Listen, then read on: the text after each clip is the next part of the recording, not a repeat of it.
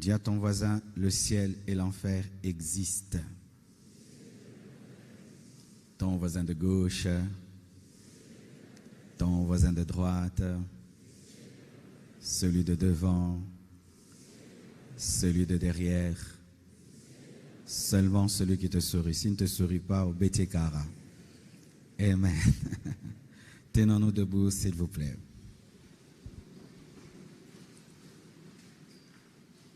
Il y avait un homme riche, Luc 16, 19 à 26, il y avait un homme riche qui était vêtu de pourpre et de fin lin et qui chaque jour menait joyeuse et brillante vie. Un pauvre nommé Lazare était couché à sa porte, couvert d'ulcères et désireux de se rassasier des miettes qui tombaient de la table du riche, et même les chiens venaient encore lécher ses ulcères. Le pauvre mourut, et il fut porté par les anges dans le sein d'Abraham. Le riche mourut aussi, et il fut enseveli. Dans le séjour de mort, il leva les yeux, et tandis qu'il était en proie au tourment, il vit de loin Abraham et Lazare dans son sein. Il s'écria, « Père Abraham, aie pitié de moi, et envoie Lazare pour qu'il trempe le bout de son doigt dans l'eau et me rafraîchisse la langue, car je souffre cruellement dans cette flamme. » Abraham répondit, « Mon enfant, souviens-toi que tu as reçu tes biens pendant ta vie, et que Lazare a eu les maux pendant la sienne. Maintenant, il est ici consolé, et toi, tu souffres. D'ailleurs, il y a entre nous et vous un grand abîme, afin que ceux qui voudraient passer d'ici vers vous ou de là vers nous ne puissent le faire. » Luc 12, versets 15 à 21. Ce sont les passages de base de cette convention. Puis il leur dit, « Gardez-vous avec soin de toute avarice, car la vie d'un homme ne dépend pas de ses biens, fût-il dans l'abondance. » Et il leur dit cette parabole. Les terres d'un homme riche avaient beaucoup rapporté, et il raisonnait en lui-même, disant, « Que ferai-je, car je n'ai pas de place pour serrer ma récolte. Voici, dit-il, ce que je ferai. J'abattrai mes greniers, j'en bâtirai de plus grands, j'y amasserai toute ma récolte et tous mes biens.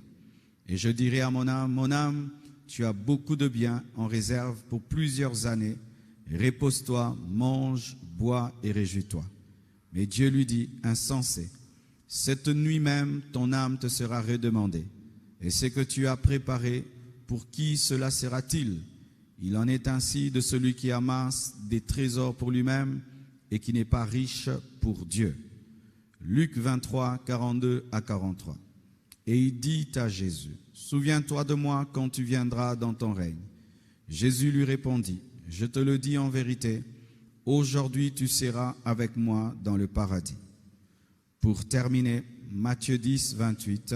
« Ne craignez pas ceux qui tuent le corps et qui ne peuvent tuer l'âme.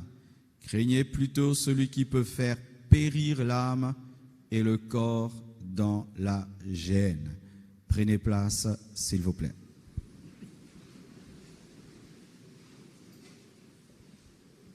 Le ciel et l'enfer existent, une affirmation.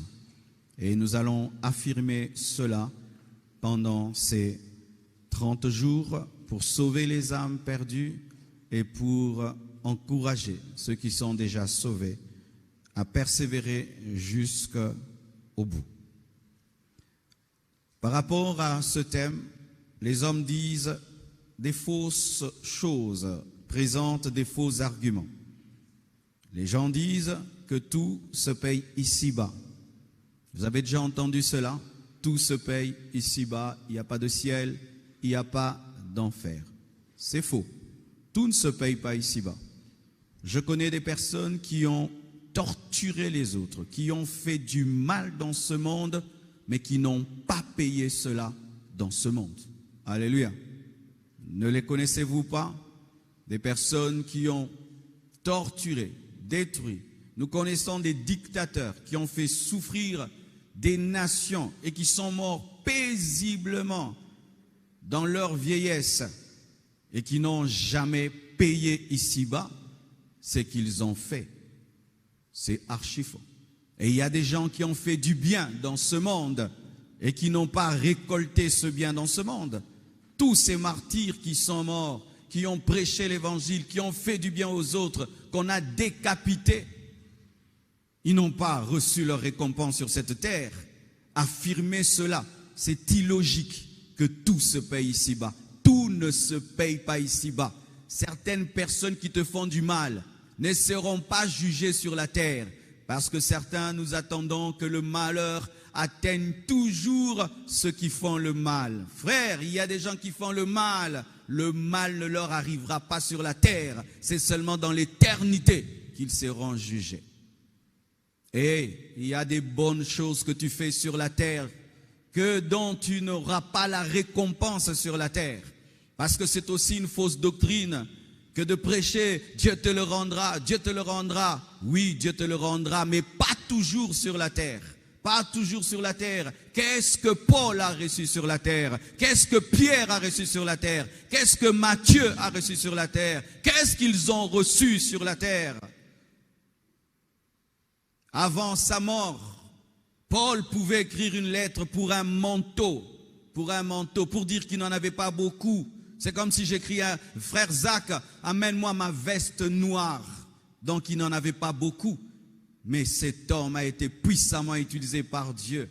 Il a bougé l'Asie mineure et il a fini en prison et ensuite décapité.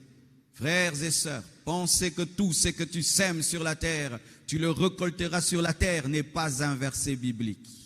C'est de la logique humaine qui ne se démontre pas toujours.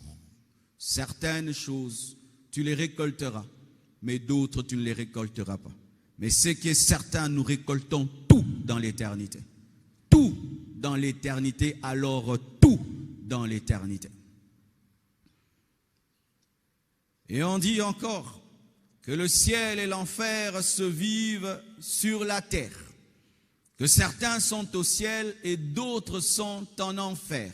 Donc lorsque tu passes par des moments de souffrance, c'est ça ton enfer. Lorsque tu vis des moments de bonheur, c'est ça ton ciel et ton paradis. C'est encore une fausse doctrine. Pourquoi? Parce qu'il y a des gens qui vivent dans le péché, qui mènent une très belle vie et une très très bonne vie. Donc nous avons des pécheurs qui sont au ciel et il y a des gens qui craignent Dieu, qui vivent dans la pauvreté, dans la misère. Donc nous avons aussi des gens qui craignent Dieu, qui vivent en enfer. Archi faux. Lorsque tu souffres sur la terre, c'est la souffrance, point barre. Lorsque tu es heureux sur la terre, c'est un bonheur passager terrestre, mais ce n'est pas le ciel et ce n'est pas l'enfer. Sinon, les apôtres ont vécu en enfer et des grands païens ont vécu au ciel. Le ciel et l'enfer ne se vivent pas sur cette terre. Et je précise sur cette terre parce que nous parlerons de la nouvelle terre, de la nouvelle Jérusalem céleste. Nous parlerons des nouveaux cieux et de la nouvelle terre. Mais sur cette terre-ci, personne ne vit le ciel et personne ne vit l'enfer. D'autres disent que Dieu est tellement bon pour envoyer sa créature en enfer. Si vous avez bien lu les passages que j'ai donnés, c'est ce qui explique ce que je dis, que Dieu est tellement bon qu'il ne peut envoyer sa créature en enfer. Bien-aimé, si tu représentes Dieu au-delà de ce que Dieu présente de lui-même, tu es dans une fausse doctrine. J'entends des gens qui pensent connaître Dieu plus que lui-même. Mais Dieu, lorsqu'il se révèle à nous, lui-même dit, ne craignez pas celui qui détruit le corps, mais craignez celui qui peut envoyer l'âme en enfer. Et c'est qui? C'est lui-même. Il se présente lui-même comme étant celui qui peut envoyer l'âme en enfer. Maintenant, toi, tu viens, tu dis que non, Dieu est tellement bon qu'il ne peut pas envoyer l'homme en enfer. Tu as ta Bible, tu as tes versets bibliques. Dieu est bon, mais le Dieu bon dit qu'il peut envoyer les hommes en enfer. Et il n'y a pas quelqu'un dans la Bible qui a parlé de l'enfer plus que Jésus. Jésus a parlé de l'enfer plus que tout le monde. Lui qui est l'amour de Dieu manifesté. Il parlait gêne. Jésus dit même qu'on peut être jeté en enfer, pour une insulte. Mes frères et sœurs, lorsque ta doctrine sur la nature de Dieu est fausse, fais très attention, tu seras surpris au dernier jour, lorsque face à toi, tu n'auras pas que le Dieu bon, mais tu auras aussi le Dieu saint, le Dieu juste, le Dieu juste. D'autres disent que la vie après la mort n'existe pas, que nous sommes comme des plantes, nous sommes comme des animaux qui disparaissent après notre mort. Certes, les plantes disparaissent, les animaux disparaissent. Les animaux disparaissent parce qu'ils ont seulement une âme, ils n'ont pas d'esprit. C'est l'esprit combiné à l'âme qui permet d'être éternel. Mais les animaux n'ont que l'âme, mais n'ont pas d'esprit.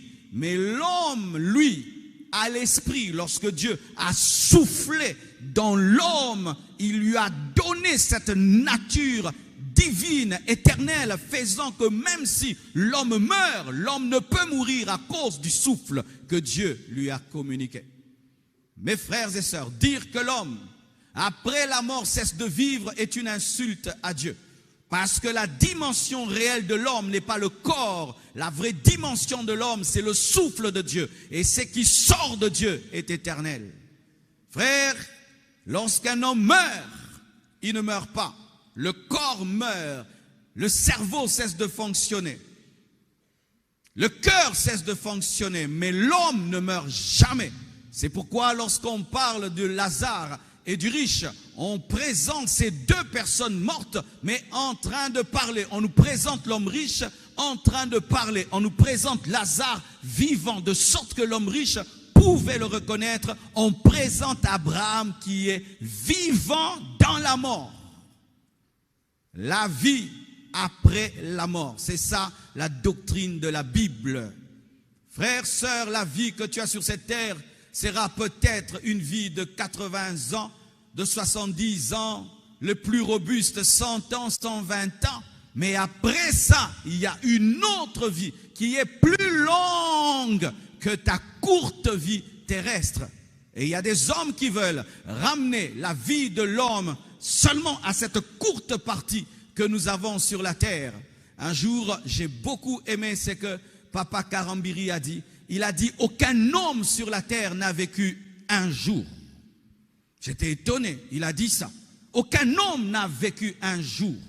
Je dis, mais non, mais Abraham, mais Noé a atteint même 950 ans, et Adam a atteint 900 et quelques. Mais comment il peut dire ça? Il a dit, pour Dieu, 1000 ans, c'est comme un jour comme 1000 ans. Aucun homme n'a atteint 1000 ans, donc aucun homme n'a vécu un jour. Et cette courte vie de moins d'un jour dans la dimension de l'éternité, il y a des gens qui veulent nous dire que ce n'est que ça que Dieu nous a réservé. Déjà qu'Adam n'a pas vécu un jour et Dieu a dit que l'homme ne vivra pas plus de 120 ans, et on veut nous dire que Dieu nous a réservé ces secondes, ces minutes dans l'éternité. C'est tout. Non, mon frère, il y a plus que cela. La vraie vie. La vraie vie commence après la vie. La vraie vie commence après la vie. Cette vie nous prépare à la vraie vie. Cette vie, c'est comme à l'université, c'est la préparatoire de la vraie vie. C'est la maternelle de la vraie vie. La vraie vie. L'homme continue à vivre après la mort. Après la vie, certains disent il y a la réincarnation. C'est archi faux. La Bible dit car il est réservé à l'homme de mourir une seule fois, après quoi vient le jugement. Il présente Jean-Baptiste comme étant la réincarnation d'Élie. Bien-aimés frères et sœurs, la Bible n'enseigne pas la doctrine de la réincarnation. Tu n'as qu'une seule vie. Tu n'as que cette vie. À part cette vie, tu n'auras pas une autre vie. Tu ne reviendras pas 2 fois sur la terre, ni 3 fois sur la terre. C'est ta seule venue sur la terre. Alléluia. Et si pendant cette vie, tu ne donnes pas ta vie à Jésus-Christ, si pendant cette vie, tu ne te consacres pas à Jésus-Christ, tes carottes sont totalement cuites, tu ne reviendras pas pour croire à nouveau. C'est pourquoi prenez soin de cette seule vie terrestre que vous avez. Prenez soin de cette seule vie terrestre que vous avez. Vous n'en aurez pas deux, vous n'en aurez pas trois. Dieu ne te donne pas une vie au brouillon que tu vas bien arranger après. C'est archi faux. Tu as une seule vie, car il n'y a qu'une seule croix. Si l'homme avait plusieurs vies, il y aurait 3 croix, 5 croix. Mais Christ est mort une seule fois parce que tu vis une seule fois. Alléluia. Une seule fois. Une seule fois. Et même ceux qui disent que Jean-Baptiste est la réincarnation d'Élie, Élie n'est jamais mort. Alléluia. Frères et sœurs, certains disent encore que le message de l'enfer est une création des prédicateurs pour effrayer leur auditoire. J'aurais bien aimé que ce soit vraiment mon invention. S'il y a quelque chose que je n'aime pas dans la Bible, c'est l'enfer. Si vraiment Dieu, lorsqu'il écrivait la Bible, il me disait, Marcelo, donne ton avis, je dirais, Dieu, enlève l'enfer. Mais ce n'est pas moi.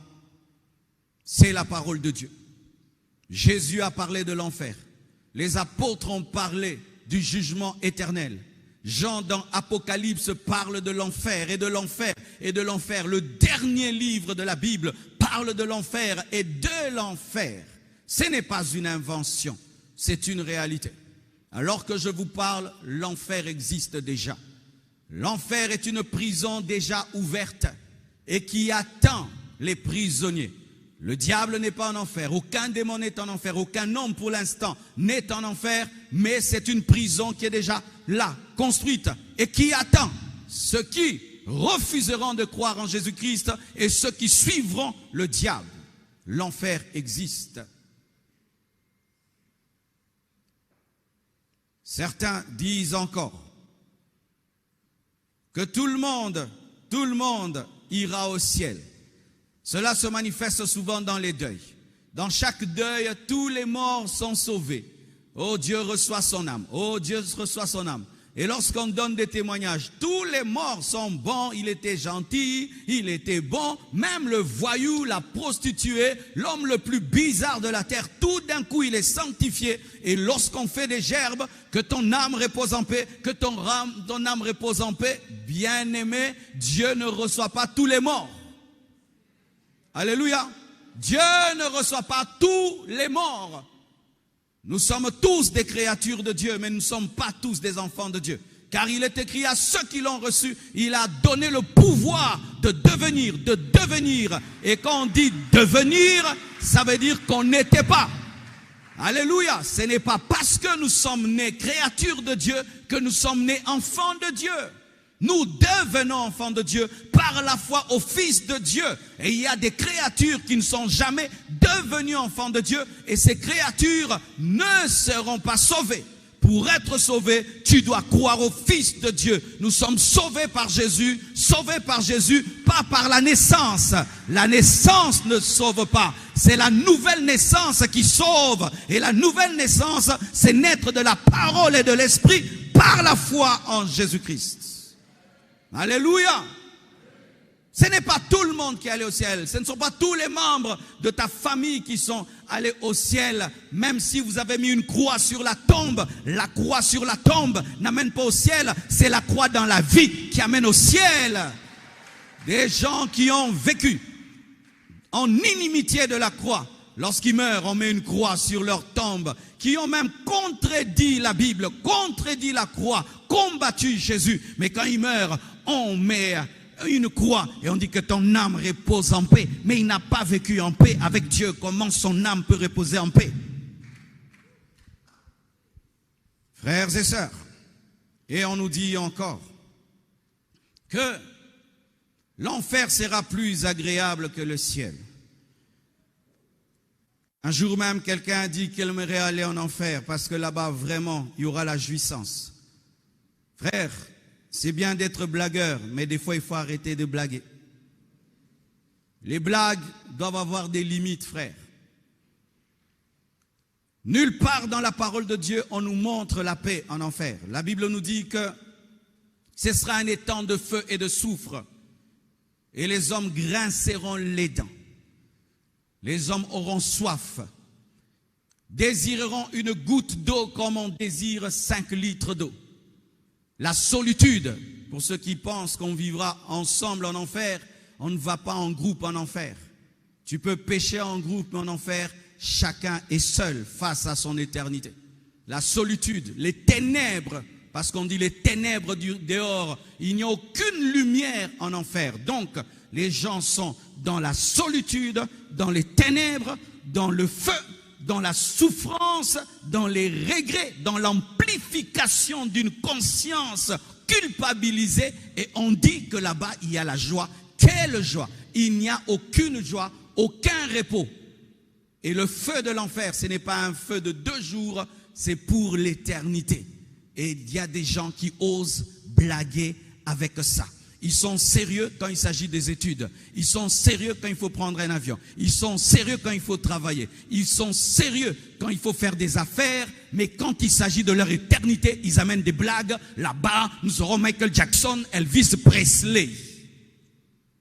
Il y a des choses qui doivent pousser à méditer.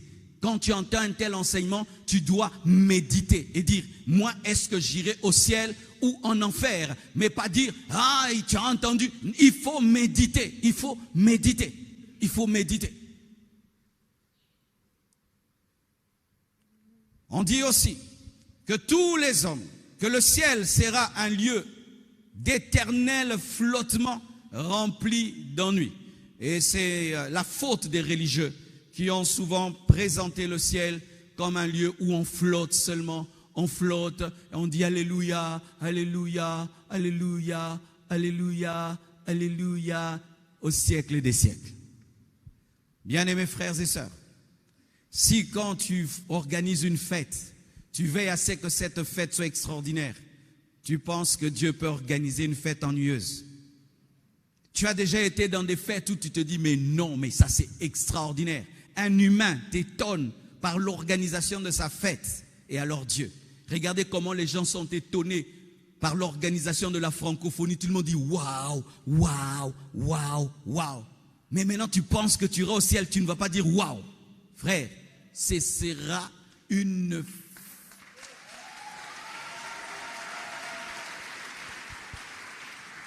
Ça t'arrive des fois, on a un culte, rien qu'un culte à l'église, il y a une telle présence, une telle joie, tu ne veux pas couper. Mais là-bas, il y aura la présence de la présence, de la présence, de la présence, de la présence, de la présence, de la présence.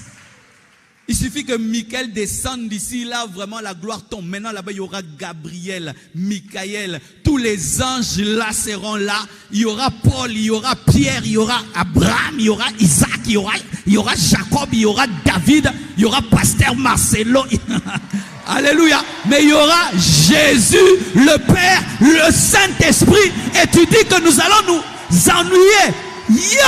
Frères et sœurs, tu ne t'ennuieras pas. Toute ta vie, dans l'éternité, tu diras, waouh, waouh, waouh, waouh. Heureusement que j'avais cru. Heureusement que j'avais cru. Heureusement que j'avais abandonné Justine. Heureusement que j'avais abandonné l'alcool. Heureusement que j'avais cru en Jésus. Heureusement que j'avais persévéré. Heureusement que j'avais tenu bon. Heureusement. Et en plus, ce sera gratuit. Il n'y aura pas de droit d'entrée. Il n'y aura pas de paf. Tu crois seulement, tu entres. Lavé par le sang, gratuitement. La fête des fêtes sera gratuite.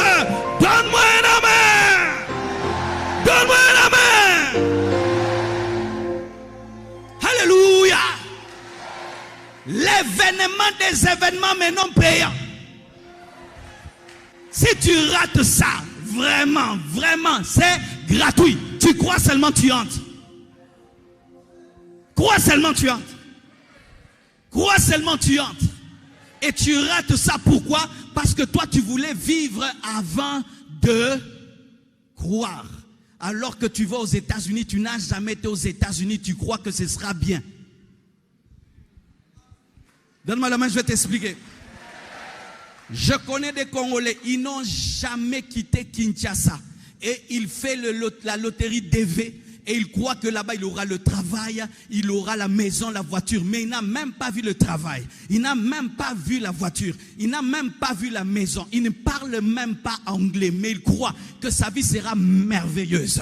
Mais Dieu te promet. Et il te donne déjà les arrêts de l'esprit. Il te donne déjà les commencements de ce qui vont se passer. Tu parles déjà en d'autres langues. Tu as déjà le Saint-Esprit en toi. Tu as déjà Jésus en toi. Mais tu doutes, bien-aimé. J'aimerais te dire que tu ne vas pas t'ennuyer au ciel. Et c'est que tu ne sais pas. Nous ferons 7 ans au ciel, mais nous reviendrons sur la terre afin de régner pendant 1000 ans. Et après 1000 ans, la Bible dit la nouvelle Jérusalem céleste viendra du ciel. Il y aura une nouvelle terre et de nouveaux cieux. J'aimerais t'annoncer que le futur, c'est la combinaison de la terre et du ciel. Donne-moi un amen. Oui, c'est la combinaison du ciel et de la terre. L'éternité dont nous parlons, c'est quoi? Nouvelle terre, nouveaux cieux et une ville qui vient du ciel. C'est quoi? C'est la combinaison d'une planète avec le ciel. Oui, la doctrine religieuse, c'est le flottement. Si nous lisons la Bible, l'eschatologie, les hommes vont au ciel pendant 7 ans. Après 7 ans, ils reviennent sur la terre pendant 1000 ans. Après 1000 ans, c'est quoi? La nouvelle terre et les nouveaux cieux. La nouvelle Jérusalem céleste, la ville vient sur la nouvelle terre. Et nous aurons des corps glorieux dans la nouvelle terre. Et ça s'appelle le ciel. Pourquoi? Parce que c'est le ciel qui est venu sur la terre. Oui, je sais que je t'embrouille. Mais va lire la Bible jusque dans Apocalypse. Ton problème, c'est que tu t'arrêtes dans Matthieu.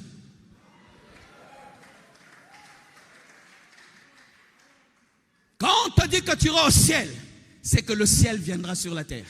Mais pour entrer dans cette combinaison, tu dois croire en Jésus-Christ. Et je t'assure, regardez déjà comment nous sommes attachés à cette terre déjà détruite, abîmée, avec des érosions, des moustiques. Quand on veut te tuer, tu fuis. Mais déjà, cette terre est détruite. Le désert qui avance, le réchauffement de la planète. Mais voyez comment nous sommes attachés à cette terre détruite. Quand Dieu regarde cette terre, c'est comme un habit qui est en lambeau. Mais Dieu va donner un nouveau vêtement. Maintenant, tu veux dire que cette terre en lambeau dépasse la nouvelle terre. Comment? Depuis quand le lambeau est plus que la nouveauté? Tu as jeté ton téléphone là, gring, gring, gring, gring, pour avoir un smartphone. Et cette terre, c'est le gring, gring, gring. Nous aurons la terre smart, où nous marcherons sur l'or. Le goudron, ce sera le diamant. Les caniveaux, ce sera l'or. Makele prosaya. Donne-moi un amen que je t'explique. Il n'y aura pas le fleuve Congo. Il n'y aura pas l'océan Atlantique parce qu'il n'y aura pas de pluie. Parce qu'il y a l'eau pour qu'il y ait pluie. Mais cette terre-là ne sera pas arrosée. Parce que Dieu lui-même va l'arroser. Car vous devez savoir qu'au commencement, il n'y avait pas de pluie dans le jardin d'Éden. La pluie a commencé avec le déluge.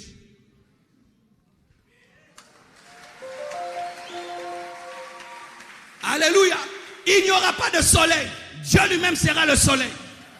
Il n'y aura pas de temple. Dieu lui-même sera le temple. Donc on ne dira pas je vais à l'église parce que tu seras en permanence dans la présence de Dieu. Je te présente les nouveaux cieux et la nouvelle terre et la nouvelle Jérusalem céleste. Tu vas à Dubaï, tu regardes les immeubles, tu dis, mais qui a construit ça? Un homme comme toi construit un immeuble, tu regardes, tu veux même tomber. Mais la nouvelle Jérusalem céleste sera construite par l'architecte des architectes. Si tu veux respecter l'architecture divine, regarde la cellule. Dans la cellule, il y a des atomes. Il y a des milliards d'atomes dans une cellule. Et quand tu regardes même un diamant, mes frères, c'est une architecture terrible. Quand tu étudies une cellule, une architecture terrible. Si dans quelque chose d'invisible, il peut y avoir de l'architecture, maintenant dans une ville créée par Dieu lui-même. Dubaï, ce n'est même pas la toilette de la nouvelle terre et des nouveaux cieux. Même pas la toilette, même pas la toilette de la nouvelle terre et des nouveaux cieux. Même pas la toilette. mais gratuitement. Mais gratuitement, mais gratuitement, mais gratuitement, mais gratuitement, mais gratuitement. C'est pourquoi il y aura l'enfer. Parce que l'enfer est l'équilibrage de la bonté divine. Quand Dieu donne gratuitement et tu refuses, tu ne peux avoir que l'opposé. L'enfer, c'est l'opposé de la nouvelle terre et des nouveaux cieux. C'est l'opposé de l'éternité dans le bonheur. En soi, ceux qui sont en enfer expérimentent éternellement ce qu'ils ont voulu. Je te présente le chaud et le froid. Si tu refuses le chaud, tu as quoi? Je te présente la lumière et les ténèbres. Si tu refuses la lumière, tu as quoi? Je te présente la nouvelle terre et le nouveau ciel. Si tu refuses, tu as quoi? Il n'y a pas le purgatoire. Mes amis, il n'y a pas le purgatoire, mes amis. Ce sont mes amis, mes amis. Donne-moi un amen que je parle. Hey. Et on nous dit encore quoi? Que prêcher ce message rend les gens pauvres. Oui, oui, oui. C'est pourquoi beaucoup de prédicateurs ne prêchent pas le ciel et l'enfer. Parce que quand on prêche ainsi, certains ne vont plus étudier. Oh, j'attends le ciel. Biloko nyonso ekotikala na mokili oyo kolo Yesu akumisama alléluia. En français, toute chose restera sur la terre. Que Jésus soit glorifié, alléluia. Les voitures resteront sur la terre. Alléluia. Oh oui, mes frères, c'est la vérité. Lorsqu'on comprend mal ce message, ça engendre cela. Et moi-même, j'étais victime de cela. Lorsque je suis devenu chrétien, on nous enseignait tellement ces choses que j'ai commencé à négliger mes études. Moi qui, avant, je pouvais avoir 80%, je me contentais d'avoir des 50% au nom de Jésus. J'ai vu des amis arrêter d'étudier parce que Jésus revenait bientôt. Un ami a fait un calcul, a dit qu'en 2000 ans, Jésus reviendra, alors il n'aura pas fini ses études et alors il a décidé de ne même plus continuer. Mais il est mort aujourd'hui et Jésus n'est toujours pas là. J'ai vu des gens devant des examens, il ne sait pas répondre, il se lève, il dit après tout, ce sont les choses de la terre. J'ai vu des gens ne pas brosser les dents parce qu'ils auraient un corps glorieux. Oui, oui, oui, oui, ouais, je connais des sœurs qui sont devenus des hommes sentant le bouc parce que Jésus revient bientôt. J'ai vu des gens négliger leur famille parce qu'ils auront une famille céleste. Ce n'est pas la parole de Dieu. Lorsque tu veux faire une chose, tu dois lire dans la Bible. Mes frères et sœurs, Salomon disait vanité de vanité, mais lui-même était milliardaire. Deviens d'abord milliardaire, ensuite dis vanité de vanité. Donne-moi la main que je te parle.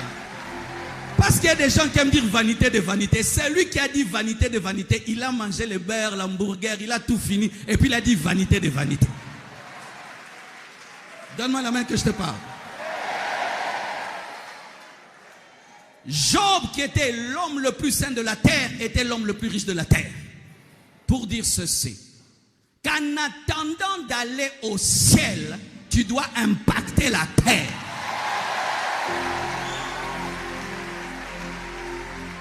Et aussi, lorsque tu comprends qu'il y a l'enfer, tu dois devenir un puissant évangéliste afin de dépeupler le camp du diable et de remplir le camp de Dieu. Lorsque tu comprends cela, tu dois devenir un intercesseur. Lorsque tu comprends cela, tu dois devenir riche pour Dieu afin de mettre l'argent dans l'évangélisation pour gagner les âmes, afin que les âmes ne puissent pas aller en enfer. Étudiez, finissez vos études, bâtissez des maisons, ayez des entreprises. Et si Jésus te prend, il te prend, tu étais en train de travailler, tu étais en train de chercher, tu étais en train. Pourquoi?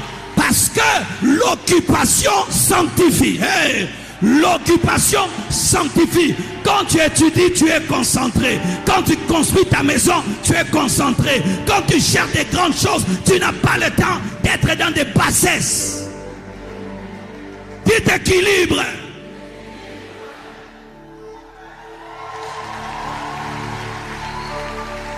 Je ne suis pas venu vous dire de négliger vos vies sur la terre. Je ne suis pas venu vous dire que les choses de la terre sont rien. Je suis venu vous dire que ce n'est pas tout. Je suis venu vous dire que ce n'est pas tout. Parce que cette manière-là de prêcher, c'est ce qui a fait que les églises sont remplies de pauvres. Des pauvres. Des échecs qui attendent impatiemment la mort. Impatiemment l'enlèvement. L'enlèvement n'est pas une fuite, c'est un mariage. L'enlèvement n'est pas une fuite, c'est un mariage. Imagine une fille qui dit, épouse-moi, épouse-moi, je suis fatigué de ma mère. Ma mère m'insulte chaque matin, épouse-moi. Tu vas épouser une telle fille? C'est comme ça, Jésus, enlève-moi, j'ai trop de 0 sur 10 à l'école. Enlève-moi. Mes frères et sœurs, Paul, lorsqu'il parle de sa vie, il dit, je cours, il ne dit pas je marche. Il dit, je cours. C'est-à-dire que pendant qu'il est sur la terre, il maximise. La terre, il faut maximiser le temps que tu as sur la terre. Et laisser des traces sur la terre. Des disciples de Jésus-Christ, des écoles, des hôpitaux, des choses qui bénissent les autres. Pourquoi? Parce que nous sommes sur la terre pour une couronne. Si tu négliges ta vie sur la terre, tu n'auras aucune couronne au ciel. Car en réussissant ta vie, tu peux faire réussir les autres. Car un échec ne peut jamais donner le succès. Frères et sœurs, pendant que je te prêche, c'est ma récompense céleste. Quand je voyage dans le monde entier, c'est ma récompense céleste. Je sais déjà que j'irai au ciel. Maintenant, je maximise la récompense. Et tu dois maximiser la récompense. Comment tu vas aider les autres si tu n'es rien, si tu n'as rien? Comment tu vas aider les autres si tu ne peux rien? Frères et sœurs, nous ne sommes pas venus vous dire de négliger vos vies, de négliger vos familles, de négliger vos projets. Mais je suis venu vous dire de les atteindre pour Dieu. De les atteindre pour Dieu. Soyez riches pour Dieu. Soyez grands pour Dieu. Excellez pour Dieu. Bâtissez pour Dieu. Faites des grandes choses pour Dieu. Pour Dieu. Pour Dieu. Pour Dieu. Pour Dieu. Pour Dieu. Parce que si nous ne faisons pas ainsi, les païens sur la terre vont nous empêcher de servir Dieu. Ils vont devenir des députés. Ils vont devenir des sénateurs. Ils vont contrôler les lois. Et un jour, ils vont dire, il n'y a plus le culte le matin. C'est ce qui a amené cet déséquilibre où on voyait des jeunes garçons beaux, intelligents. Une fois qu'ils prient, ils négligent tout et leurs familles ne se convertissent pas. Combien de familles ont insulté les pasteurs à cause de cela? J'aimerais pas que ton père, ta mère m'insulte, mais au contraire me disent, tu as équilibré mon enfant, tu as équilibré ma femme, tu as équilibré ma famille, tu as équilibré. Alléluia! Nous parlerons de ces choses. Mais aujourd'hui, je vais parler de ce verset, de cet homme riche qui a regardé sa richesse et qui a dit à son âme, repose-toi, tu es riche, tu as tout. Et Dieu lui dit, malheureux insensé, tu ne sais pas qu'aujourd'hui ton âme te sera redemandée. Ce n'est pas que Dieu est contre la richesse et le succès sur la terre, mais Dieu est contre ces gens qui pensent qu'il n'y a que ça. Mes frères et sœurs, il n'y a pas que ce que tu vois. Il n'y a pas que ce ciel que tu vois. Il n'y a pas que cette terre que tu vois. Il n'y a pas que ta maison. Il n'y a pas que ta voiture. Il n'y a pas que tes enfants et ta famille. Il n'y a pas que tes études, tes projets. Il n'y a pas que ce que tu vois. Il est tombé dans le piège de limiter sa vie à ce qu'il voyait. Il regarde ses biens. Il se dit, repose-toi. Où? Sur la terre. Alors que le repos n'est pas sur la terre, le repos est dans l'éternité. Aujourd'hui, l'homme moderne et le monde veut nous dire qu'il n'y a que ça. Il n'y a que les j'aime, les followers. Il y a des gens qui sont tout le temps au téléphone. Combien d'abonnés j'ai maintenant? Combien d'abonnés? Combien d'abonnés? Combien de j'aime? Est-ce que ma vidéo a été suivie? Ils ne voient que ça. Ils sont tout le temps à la télévision, ils ne voient que ça. D'autres, ils sont dans la vie des autres, la vie des autres, la vie des autres. C'est tout ce qui existe pour eux. D'autres, c'est l'argent, l'argent, l'argent, l'argent, l'argent, l'argent. D'autres, moi. Ils se prennent des photos tout le temps, des selfies tout le temps. Moi. D'autres, je suis allé en Europe, Il n'y a que ça. Ça aussi, c'est un déséquilibre. La volonté de Dieu, c'est un équilibre. Tu es sur la terre, mais tu es conscient qu'il n'y a pas que ça. Tu as une voiture, mais tu sais qu'il n'y a pas que ça. Tu as une maison, tu sais qu'il n'y a pas que ça. Tu as un corps, mais tu sais qu'il n'y a pas que ça. Tu as une église, tu sais qu'il n'y a pas que ça. Tu as un grand ministère, tu sais qu'il n'y a pas que ça. C'est ce que Paul disait. Lorsque tu lis les épîtres de Paul, c'est un homme conscient du présent et très conscient de l'éternité. Et cet homme se fixant dans le présent, pensant que tout c'est dans le présent, Dieu l'appelle malheureux, insensé. Aujourd'hui même, ça va s'arrêter. Oui, mes frères, cette vie terrestre peut s'arrêter en une seconde. En une seconde, lorsque Dieu définit cette vie terrestre, il la compare à une fleur que tu vois le matin, et puis quand tu rentres, elle a fané. Il y a des fleurs comme ça. Le matin, quand tu te réveilles, waouh, quand tu rentres, il n'y a plus la fleur. Et c'est ça la vie terrestre. Des gens qui sortent disant, on se voit demain, tamponnés. Des gens qui montent dans un avion, à demain, explosion. Des gens qui ont une petite fièvre, vous pensez que c'est rien. Et puis, oh, il est mort. Cette vie peut s'arrêter n'importe quand, sans te prévenir. Certains ont la grâce de tomber malade et de voir la fin de cette vie venir, mais d'autres c'est un accident, d'autres c'est une petite maladie. Je connais des gens même, on lui enlève seulement un ongle et puis il meurt. D'autres la dent et puis il meurt. Il n'y a pas que cette vie. Il y a autre chose au-delà de cette vie. Nous sommes des pèlerins sur cette terre. Et lorsque tu es pèlerin, tu es en escale à un endroit. Tu as à la fois conscience du lieu d'escale, mais surtout conscience de ta destination. Quand tu es en escale dans un aéroport, eh ben, il arrive deux fois, tu te dis, je vais acheter un parfum. Mais tu regardes l'heure du vol, tu regardes les parfums, et puis tu passes parce qu'il y a plus important que le parfum, il y a l'avion. Et il y a plus important que cette vie, la vraie vie. Même si nous devons prendre au sérieux cette vie que nous avons sur cette terre, frères, nous devons savoir que Dieu nous a envoyés comme des pèlerins.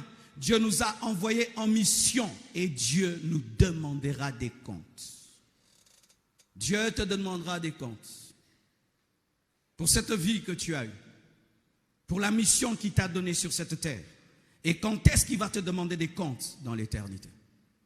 Je t'ai donné l'intelligence, je t'ai donné l'argent, je t'ai donné la beauté, je t'ai donné la force, je t'ai donné ça et ça. Qu'est-ce que tu as fait pour moi? Dieu te demandera. Tu as connu ma parole, tu as gagné combien d'âmes? Tu as reçu ma connaissance, tu as enseigné combien de personnes? J'ai mis à côté de toi des personnes que tu devais aider. Est-ce que tu l'as fait? Qu'est-ce que tu as fait du corps que je t'ai donné, de l'âme que je t'ai donné, de l'esprit que je t'ai donné, de l'appel que je t'ai donné, de l'onction que je t'ai donné? Qu'est-ce que tu en as fait? Qu'est-ce que tu as fait de la vie que je t'ai donnée? Et tu vas dire, Dieu, moi j'ai été une prostituée. Oh, moi je t'ai donné la vie pour que tu sois prostituée. Moi j'ai été un voleur, donc je t'ai donné la vie pour être un voleur. Moi j'ai été un sorcier, je t'ai donné la vie pour être un sorcier. Mes frères et sœurs, il n'y a pas que cette vie. Cette vie est un test, cette vie est une épreuve, cette vie est une mission. Et il y a quelqu'un qui nous a envoyés ici-bas. Même si tu ne le vois pas, quelqu'un t'a envoyé sur cette terre et tu auras à répondre au dernier jour devant lui. Quelqu'un t'a envoyé sur cette terre. Cet homme pensait qu'il avait le contrôle de sa vie et qu'il pouvait décider de se reposer et de se réjouir. Mais Dieu lui montre qu'il est au-dessus de lui. Il dit, aujourd'hui, ta vie s'arrête. Mes frères et sœurs, ce souffle que tu as, tu dors, tu te réveilles, et tu dors et tu te réveilles. C'est Dieu qui te fait grâce tous les jours d'exister sur cette terre, afin d'accomplir son plan. Mais à la fin, il te demandera des comptes. Les hommes qui ont connu des crises cardiaques et qui ne sont pas décédés disent ceci, que leur cœur était devenu une pierre. Quand le cœur s'arrête, ça devient une pierre. Ce cœur que tu vois là, qui est doux et qui pompe et qui repompe, il peut s'arrêter. Il doit pomper, boum, il bloque. Et puis tu meurs. Donc ta vie est tenue que par boum, boum, boum, boum, boum. Si ça fait boum, tu meurs. Comment on peut être suffisant? Comment on peut être orgueilleux? Comment on peut vivre comme si nous contrôlons tout? Il suffit qu'on te bouche le nez et la bouche pendant 30 minutes, tu meurs, même 10 minutes, tu meurs, mais tu es là, ma vie, ma vie, ma vie, ma vie, ma vie, qu'on te bouche le nez et tu vas dire ta vie. Faible, fragile que nous sommes, mais nous vivons comme si nous avons le contrôle sur toutes choses. Il n'y a pas que cette vie. Il y a une autre vie. Il y a le ciel. Et la définition du ciel, c'est ceci. Dans la parole de Dieu, le ciel, c'est d'abord ce ciel que nous voyons, le ciel physique. Mais nous n'allons pas parler de ce ciel-là. Il y a un autre ciel qui est le trône de Dieu. Dieu règne au ciel, au troisième ciel. C'est là où Dieu règne, c'est là où Dieu domine. Il y a aussi le ciel paradis. C'est là où les gens meurent en Christ et vont se reposer comme Jésus a dit. Moi et toi aujourd'hui nous serons au paradis. Il y a aussi le ciel qui est la fusion de la nouvelle terre et des nouveaux cieux avec la nouvelle Jérusalem céleste, là où nous vivrons d'éternité en éternité. Mais il y a aussi l'enfer. L'enfer a deux dimensions. Le Sheol, qui est le mauvais séjour de mort, où vont tous ceux qui meurent sans Christ. Ils ne sont pas encore en enfer, mais ils sont déjà dans le couloir de l'enfer. C'est là où se retrouvait l'homme riche qui habitait à côté de Lazare. Et cet homme était déjà dans le feu, il avait soif, mais il n'était pas encore dans le feu. Il n'était pas plutôt encore en enfer, mais le feu déjà le faisait souffrir. C'est le couloir qui mène à l'enfer. Ce couloir déjà a des habitants. Il y a des gens qui sont déjà dans le Sheol et il y a des gens qui sont déjà dans le paradis. Mais personne n'est en enfer et personne n'est dans la nouvelle Jérusalem céleste, personne n'est dans la nouvelle terre et le nouveau cieux. Mais ces dimensions-là existent. Donne-moi l'amen. Si quelqu'un meurt maintenant en Christ, il va dans le paradis, plus dans le mauvais séjour de mort. Avant, même les justes allaient dans le mauvais séjour de mort parce que Jésus n'était pas encore venu. Mais dès lors que Jésus-Christ est venu, lorsqu'un chrétien meurt, il va dans le paradis. Et lorsqu'un païen meurt, il va dans le mauvais séjour de mort. Lorsque tu es dans le mauvais séjour de mort, tu ne peux pas aller dans le paradis. Des enseignements se donnent que si on prie pour toi, si là-bas tu te purifies, tu vas finir au paradis. Il n'y a aucun verset dans les 66 livres de la Bible qui le confirme. Amen. Le purgatoire n'existe pas. Il n'y a pas de salut après la mort. Il n'y a le salut que pendant la vie. Si pendant que tu es vivant, tu n'as pas cru en Jésus, tu n'as pas marché dans la parole de Christ, tu ne peux pas être sauvé après la mort. Toute doctrine qui enseigne le salut après la mort vient de l'enfer. Alléluia. Alléluia. Et vous devez savoir ceci, que le diable ne règne pas en enfer. Il y a des doctrines qui se donnent d'un Satan qui règne en enfer. Satan ne règne pas en enfer. Lui-même est prisonnier en enfer et lui-même souffre en enfer. Il n'y aura pas des démons qui tourmentent les gens en enfer parce qu'eux-mêmes seront tourmentés. Tous ceux qui seront en enfer seront tourmentés par le feu de Dieu. Il n'y a pas un Satan qui domine en enfer. Il y a un Satan qui souffre et qui pleure en enfer. C'est pourquoi même, lorsque quelqu'un amène une vision, il dit, j'ai vu l'enfer et Satan était en enfer, il torturait les gens. C'est faux. Le diable n'est pas encore en enfer, mais il opère sur la terre et dans le deuxième monde. Alléluia. Ce sont des fausses doctrines qui engendrent des fausses visions. Lorsque ta doctrine est fausse, elle va te donner des fausses visions. Alléluia. Alléluia. J'aimerais terminer en nous disant ceci. Je suppose qu'ici, la plupart d'entre nous, nous sommes des chrétiens. Entendre un tel message, mes frères et sœurs, est un grand jugement. Connaître la parole comme nous la connaissons, mes frères, est un grand jugement. Une fois que tu as entendu l'évangile, ton oreille a entendu. Et c'est en fonction de ce que tu connais que Dieu te jugera au dernier jour. De deux. Frère, toi qui es tenté de rentrer dans le monde, de rentrer dans le péché, à cause d'une tentation, à cause des épreuves, de la souffrance de ce monde, frère, fais très attention. Persévérez. Allez jusqu'au bout. Que rien ni personne ne vous sépare de l'amour de Dieu. Rien et rien et rien. Je ne raterai pas le ciel pour l'argent. Je ne raterai pas le ciel pour une femme. Je ne raterai pas le ciel pour la gloire. Je ne raterai pas le ciel pour les honneurs. Je ne raterai pas le ciel pour des miracles et des prodiges. Je ne raterai pas le ciel pour avoir une grande église. Je ne raterai pas le ciel pour avoir de l'influence. Je ne raterai pas le ciel pour avoir des maisons et des voitures. Je ne raterai pas le ciel, même s'il y a des chrétiens qui abandonnent. Je ne raterai pas le ciel, même s'il y a des pasteurs qui abandonnent. Je ne raterai pas le ciel, même si le péché grandit et grandit et grandit et grandit et grandit. Je ne raterai pas le ciel. Quelle que soit la dimension de l'idole qui est élevée, je serai comme Daniel, debout, Abnego Meshach, debout. Décide, s'il faut que tu ailles seul, va au ciel seul, va au ciel seul. Tu n'as pas besoin d'être accompagné. Tu n'as pas besoin que ton mari puisse aimer Dieu, que ta femme puisse aimer Dieu, que tes enfants puissent aimer Dieu, que tes contemporains puissent aimer Dieu. C'est individuel. Alléluia. C'est individuel. Je n'ai pas besoin que ceux qui sont autour de moi puissent croire ces choses, puissent aimer ces choses. C'est individuel.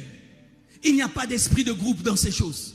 Tu vois, quand je prêche là, il y a des décisions qui naissent dans ton cœur. C'est ton cœur, ce n'est pas le cœur de ton voisin. De deux qui seront dans une même maison, l'un sera pris, l'autre laissé. De deux qui seront dans un même lit, l'un sera pris, l'autre laissé. De deux qui seront en train de faire le même travail à la meule, l'un sera pris, l'autre laissé. Quand tu entends la parole, c'est toi qui as entendu. Peut-être que ton voisin n'entend que du bruit. Il n'entend que du bruit. Il est venu seulement au 30 matin. Mais toi, tu as compris quelque chose. Une lumière t'a été donnée pendant qu'on prêche. C'est le jour de ton salut. Il se peut que tu veux prendre une mauvaise décision. Fais très attention. Tu ne connais pas le jour de ta mort. Tu ne connais pas quand ça s'arrêtera. Et ce qui est une aberration, c'est de voir des gens qui ont souffert pour leur foi pendant des années, mais qui abandonnent Dieu maintenant. Qu'est-ce que tu es en train de faire cette année? Ta spiritualité ne fait que baisser. Tu as commencé à reprendre tes anciens péchés. Tu commences à jouer avec le mal. Tu commences à jouer avec le péché. Fais très attention. Tu es en train de jouer, pas avec seulement cette vie terrestre. Tu es en train de jouer avec ton éternité. La Bible dit que ceux qui persévéreront jusqu'à la fin seront sauvés. Nous avons commencé et nous devons aller jusqu'au bout. Et si tu as commencé à tomber, relève-toi. Et si tu n'as jamais réellement donné ta vie à Jésus-Christ, fais-le. Et j'aimerais parler à ceux qui nous suivent même sur Internet. Des fois, on tombe dans le piège de commenter les vidéos, d'aimer les vidéos, de liker les vidéos, de partager les vidéos. Mais est-ce que vraiment Christ est dans ta vie? Est-ce que Jésus est dans ta vie? Que Dieu vous bénisse abondamment.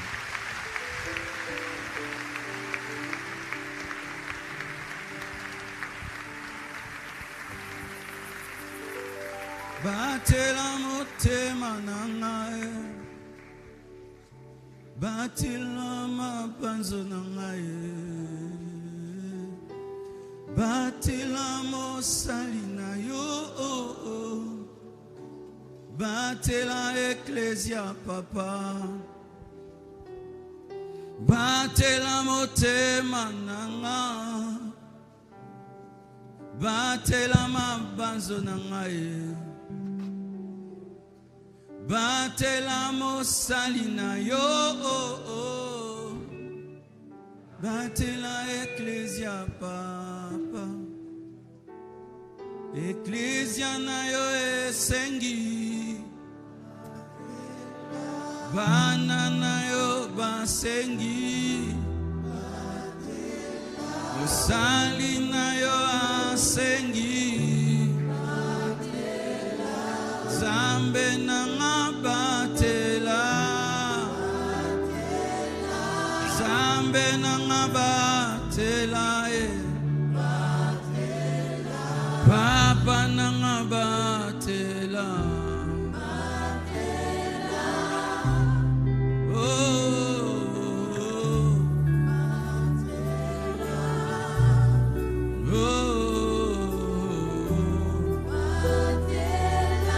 Batela motema nangae. Batela mabanzo nangae. Batela mosali na yo. Batela, batela, batela, batela. Batela, batela, batela, batela. Batela, batela. Batela, batela.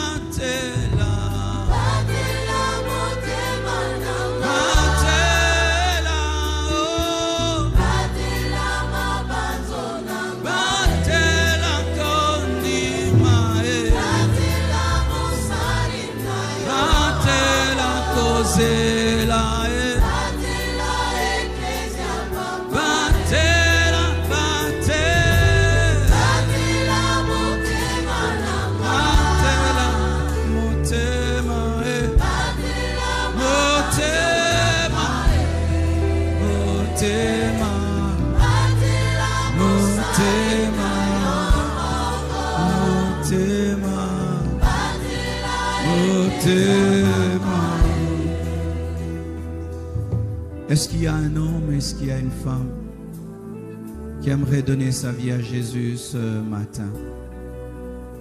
Tu as senti le Saint-Esprit te parler et tu as compris qu'il s'adressait à toi et à toi seul.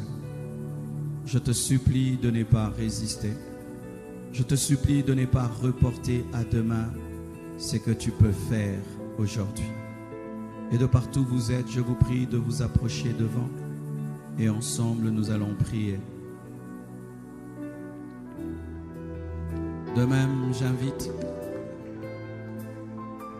tous les chrétiens. Alléluia.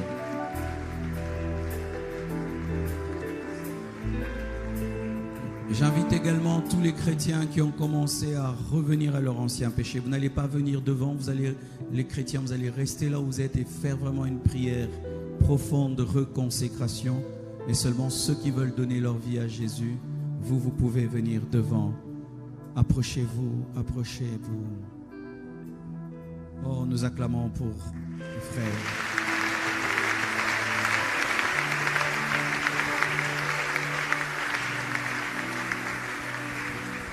Venez, venez, n'ayez pas peur, n'ayez pas honte, approchez-vous.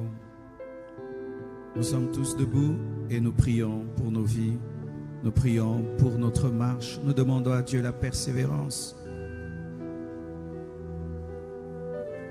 Priez avec moi. Seigneur Jésus, je t'offre mon cœur, je t'offre ma vie, je te demande pardon. Je me répands de tous mes péchés et je t'invite dans mon cœur. Deviens mon Seigneur